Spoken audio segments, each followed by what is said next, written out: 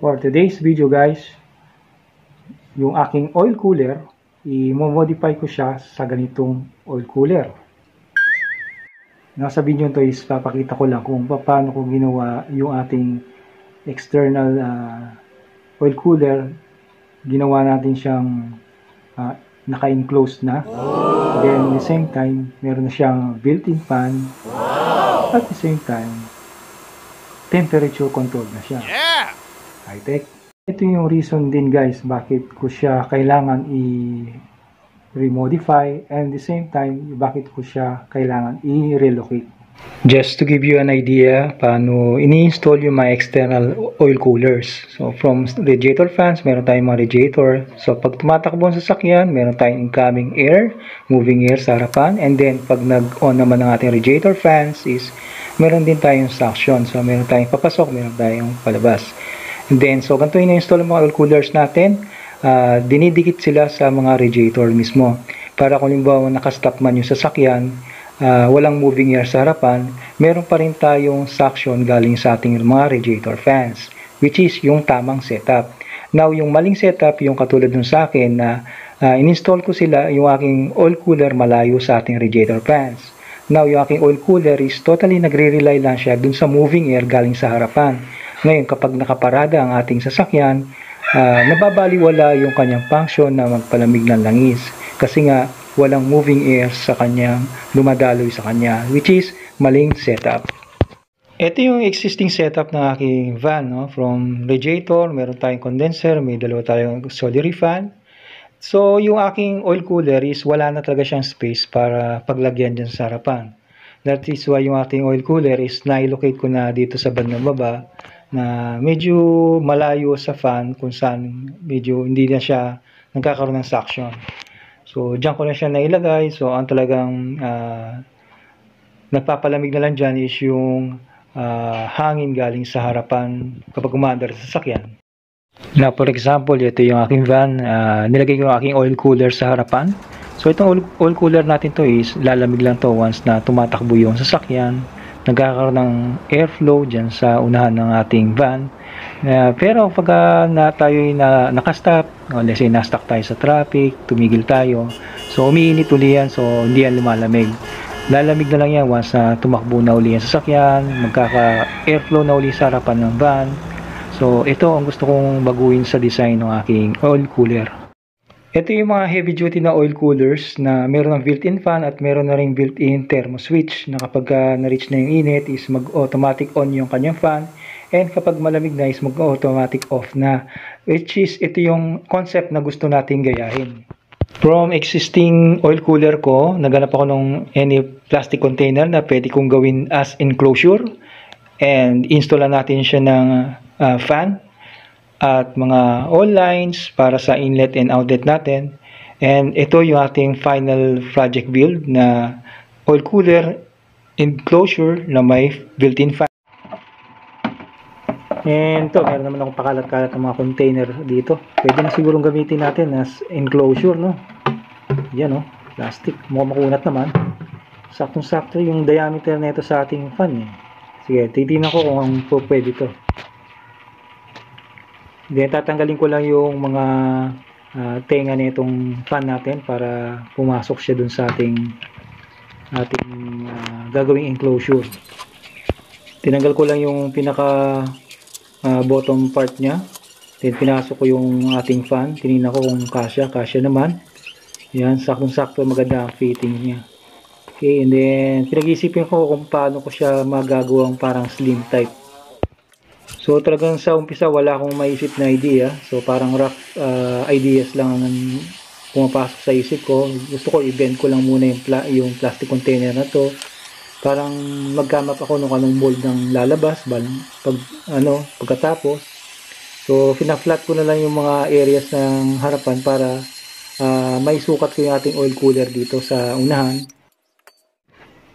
So yan, linagyan ko ng mga clamp para mapanatili kong straight yung mga plastic mold natin para maging straight siya. Then nilagay ko na rin yung ating oil cooler para may sukat natin ng maayos. Medyo ginagamit ako ng init para ma-mold natin. And dito nalagyan ko na ng parang metal frame yung harapan nito, yung para sa oil cooler natin kung saan siya maiipit ng maayos. Mai-clip natin o mai-bolt on natin ng maayos. Then, pinifilling ko na lang ng plastic yung mga gap ng mga pinagkatan natin. So, and then nilagyan ko ng screen para hindi para matibay yung pagkakadikit ng plastic weld natin. Plastic welding ang tawag natin sa ganyang style ng pagre-repair, no? So, ginagamit nila yun sa mga bumper. Pero yan, ano lang, ordinary plastic lang naman. And then, nilagyan natin ginamit ako siya ng polytop na polyester putty. Para naman kahit pa paano, finish yung itsura niya, di ba guys? So, nakita niyo medyo slanting yung ating fan. Para, mabawasan ko yung profile niya at medyo maging slim type siya. Kasi dun sa location na paglalagyan niya, medyo masikip dun sa pwesto na paglalagyan ko. Ayan, okay na to. Nag-cut din ako ng screen galing sa ating mga air filter yan eh. So, para meron siyang protection sa mga bato, kung halimbawa matalsik-talsikan, pwede ko siyang lalagyan ko na rin siya ng ganito. Ito na yung ating pinaka-finish na enclosure ng ating oil cooler. Ayan. So, yun, nandito na yung fan niya. At meron na rin siyang front guard. May mga bracket na rin siya kung saan natin i-mount.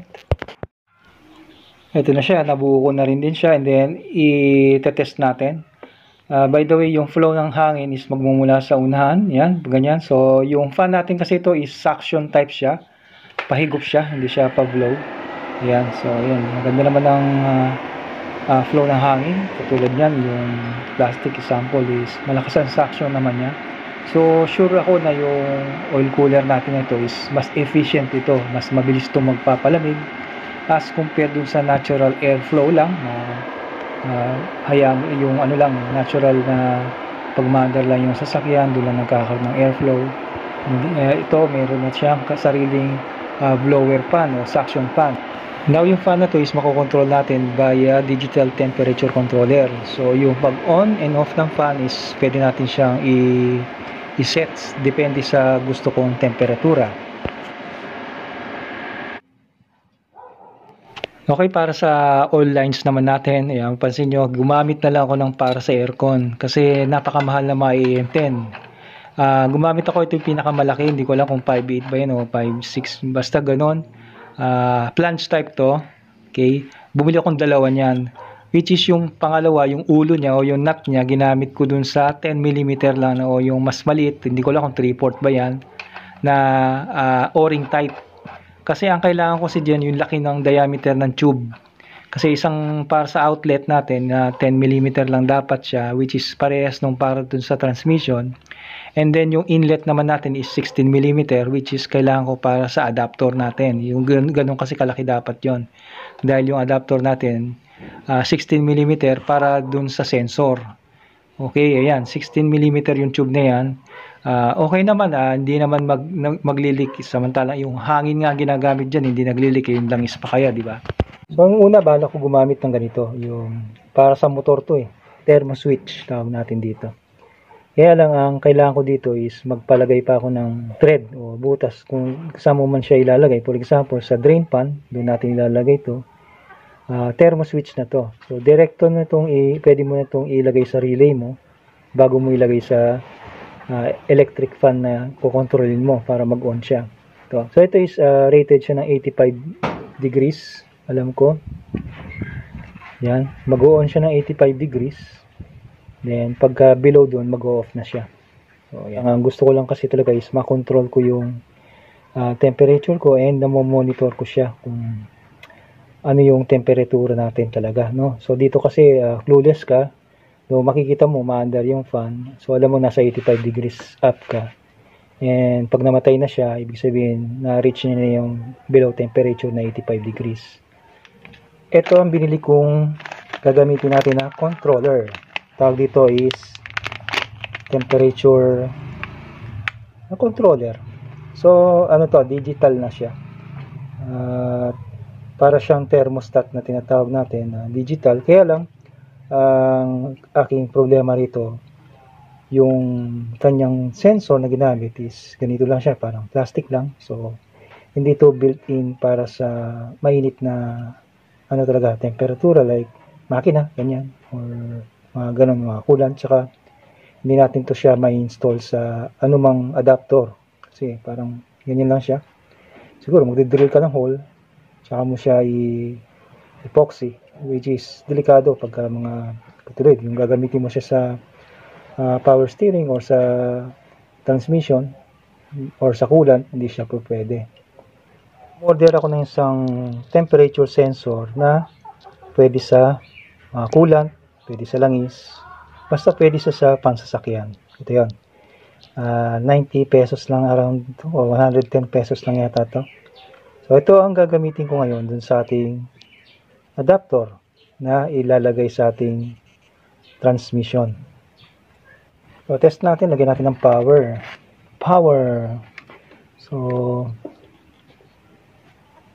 So nag-read siya agad ng 32 degrees. Okay, kasi ito yung accurate naman yan kasi mukhang mainit naman panahon ngayon. So tingnan natin, tataas siya kapag yan, hinawakan mo. So body temperature pa lang, tumataas na siya.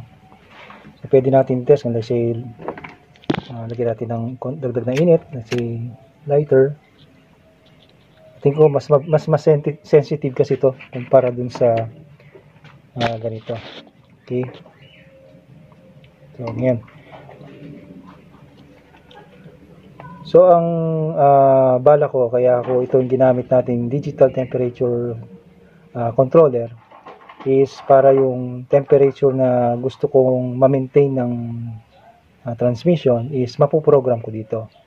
Set ko lang to ng 40 degrees tsaka 1 degree yung hysteresis niya para mas mabilis siya mag-react.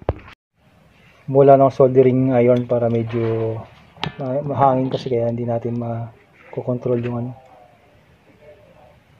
Ayan, 30 po, umakit siya. Ayoko ng apoy kasi baka masira yung sensor. 35, 36, 37.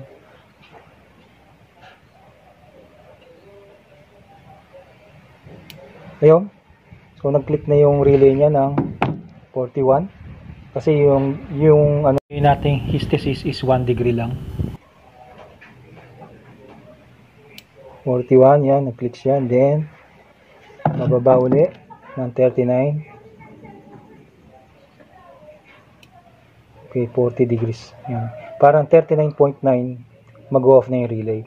So, nasa atin kung gaano natin gusto katagal yung distansya ng dalawa na nakaunang fan sa degrees na yon at mag-off siya sa ganun degrees.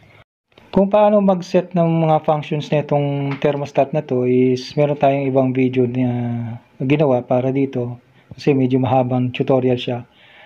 Para kung interesado kayong gumamit ng ganito, pwede nyo panoorin yan. Yung kanyang setup. Doon sa ating oil inlet, doon natin ilalagay natin 16mm na adapter, doon natin ilalagay din natin sensor papunta sa ating controller.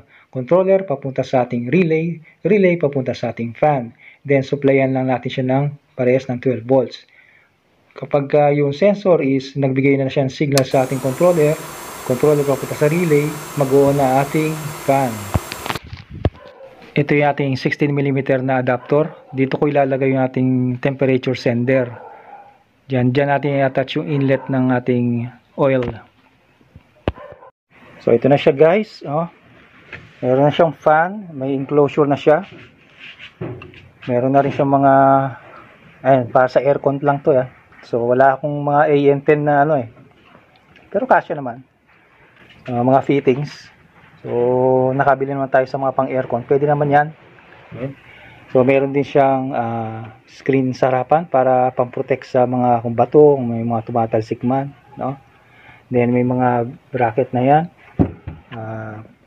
Pang-install na lang. Dito. So bali naka-hold down na siya sa dalawa. Ito yung pangatlo, isa sa loob. So medyo masikip lang yung area pero kaya naman. And then ito yung pinaka-sensor natin. Temperature sensor ng coolant. Ng oil, ng ATF. So ito yung input. Then dito yung return. So dapat ang i-sense natin yung input kasi yun ng hindi pa napalamig, no? So kailangan yung entire oil na dadaan dito, bababa ng temperatura. Kasi kung dito natin ise-sense yung temperatura, wala kasi lumamig na yan eh. Pero yung ibang, so mag-i-stop na yung under ng pan kasi lumamig na. Pero yung ibang oil dun sa ating transmission, mainit pa. Ayan. So dito natin siya itatap. Then sa inlet spout na ito, naghanap ako ng 10mm to 16mm na brass spout na nga lang para mag-match siya dyan sa inlet ng ating adapter para sa sensor. So sensor, papunta sa ating kung saan ko man siya balak ilagay. And then itong ating power sa pan, isang red na lang siguro gagamitin ko kasi yung chassis naman nito is naka-grounded sa body. So basically, ito, tatlong wire na lang to ang pupunta sa ating kung saan ko man siya gustong dalhin sa dashboard. Now, dito ko ilo-locate yung ating bagong oil cooler sa bandang gitna, malapit sa transmission. Now, pagka umanda rin sa sasakyan, nagkakaroon tayo ng airflow, moving air. Then, since meron din tong built-in fan, pagka na-kick on na yung fan niya is magkakaroon uli ng suction. So, nadodoble yung power ng paglamig. And the same time, kung nakastop din tayo, meron pa rin tayong airflow dahil meron tayong fan. Kung patay ang fan, maandar sa sasakyan, meron pa rin airflow. Mounting hose ko is isa rito, dun sa pinaka plastic natin ng air intake. Dyan.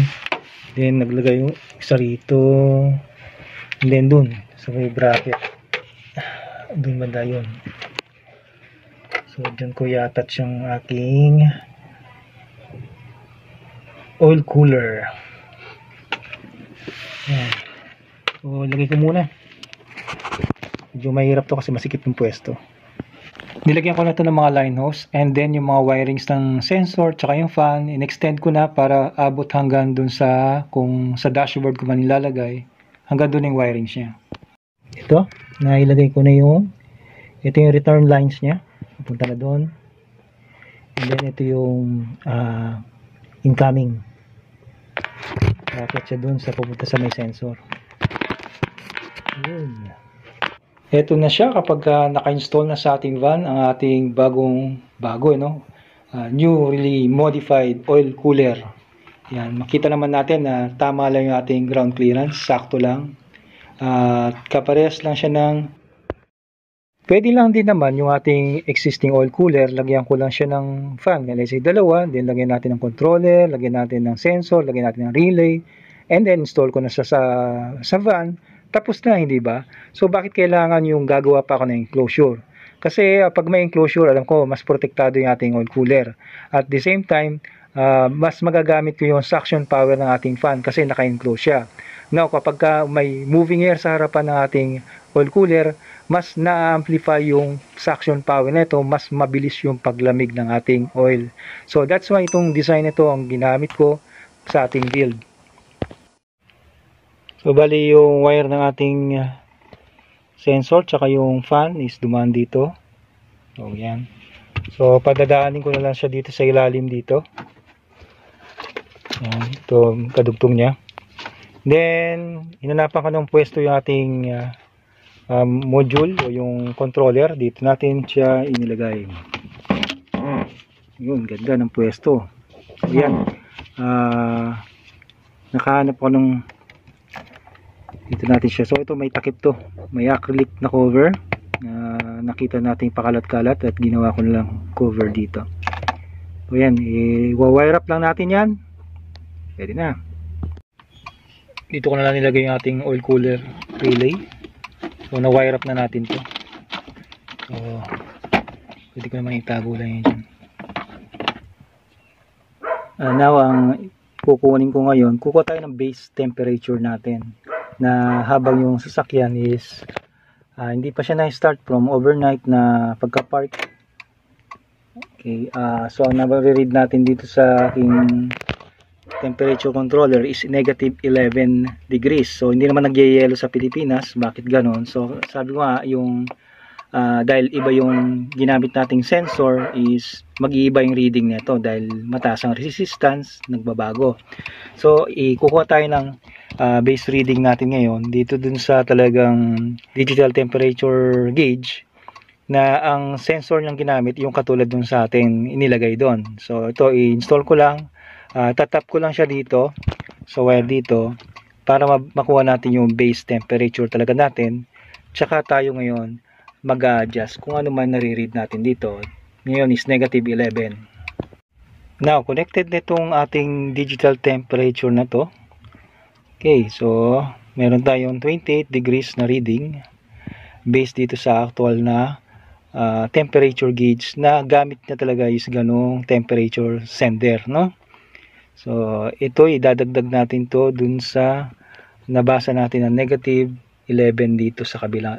Okay, ayan, meron na tayong base temperature. So nakakuha na tayo ng base reading kaninang umaga na 28 degrees yung nasa actual na digital gauge, na yung sensor niya is kaparehas nung nilagay natin sa ating oil cooler. Pero dito kaninang umaga is na-read niya is negative 11. So i-add lang natin siya, 11 plus 28. So lalabas siya na 39. Bawang katulad nito, nag-read siya ng negative 6. So kung 39, gawin lang natin 40 para medyo mas madali. So negative 6 minus natin sa 40 yung negative 6, edi ano na yan, palagay natin is 34 or 33.7 degrees, which is sa tingin ko tama naman kasi hapon ngayon. Hindi ko naman pinandar yung sasakyan, kaya yung temperature na nare-read natin ngayon is tingin ko accurate yun, yung 33.7 degrees na yon. Sinasabi sa Google na ang ating automatic transmission normal working temperature niya is from 80 degrees up to 110 degrees. So 110 degrees is talagang pag lumampas na dun, boiling point na talaga. So sa tingin ko tayo pwede tayong maglaro ng up to 90 degrees. So meaning dito sa ating controller pwede na i-adjust ko na to ng 50 degrees. So kasi lagi tayo ng plus 40 tayo, di ba? So i-adjust ko to ng 50 degrees para dun mag-on ang ating fan. Ngayon, check ko kung gaano kataas yung hysteresis na kailangan kong iset. Pwedeng 2 degrees, pwedeng 1 degrees lang, 1 degree lang. Ang hysteresis, ito yung diferensya niya. For example, 50 degrees ko siya sinet, 1 degree yung hysteresis. So kapag dating ng 50.9, magki-click na yung relay. Ngayon pagdating naman ng magta-turn off siya pagdating ng 49.9. So doon siya para makumpleto yung 1 degree. So i-set natin ng 50 degrees. Press lang natin. Yun, nakaset na ito ng 60. So dapat pala ito ay 50 degrees. Long press lang natin para mabilis. Oops, sumobra. Ayun. Okay. So, yan na. 50 degrees plus 40, 90 degrees ang i-maintain natin. Hanapin ko na lang yung hysteresis, which is, alam ko, PO1 yun eh. Yan. Gawin natin 1 degrees pala yan. 1 degrees. Yan. So, yan. Ibalik ko lang yung cover niya para hindi basta-basta napipindot yung setting natin. Pwede na natin siyang i-test drive. Medyo matagal pa siyang pakit.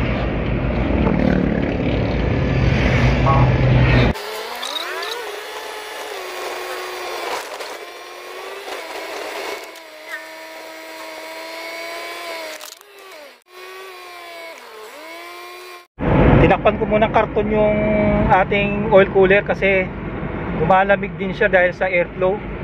So para medyo mabilis nating ma-reach yung 50, tinakpan ko muna.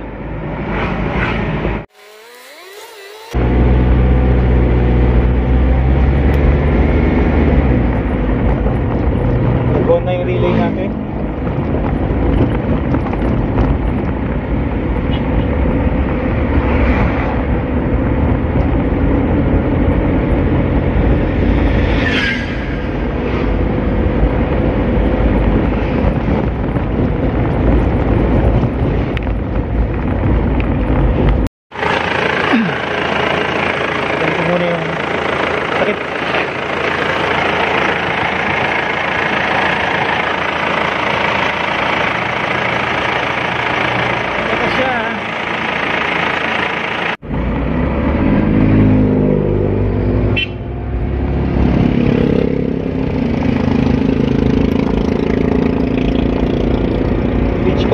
siya. Kasi kung pag nag-switch on siya at tuloy-tuloy siyang umandar, yung paglamig niya umaabot ng 48 degrees.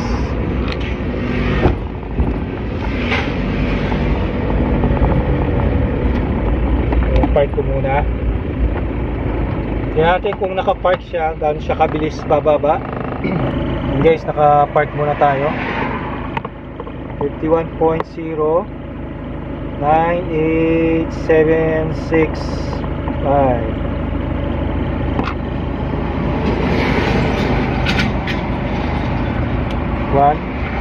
Tuloy-tuloy pang bababa yan kasi nagsisirculate pa yung lumamig na oil o fluid ng ating transmission. Kanina dahil may moving air pa, bumaba pa siya ng up to 48 degrees. O, plus 40 tayo dyan. So 48 nasa 80, ano yun, nasa 88 degrees. Ayan, bumalik ulit siya ng 50.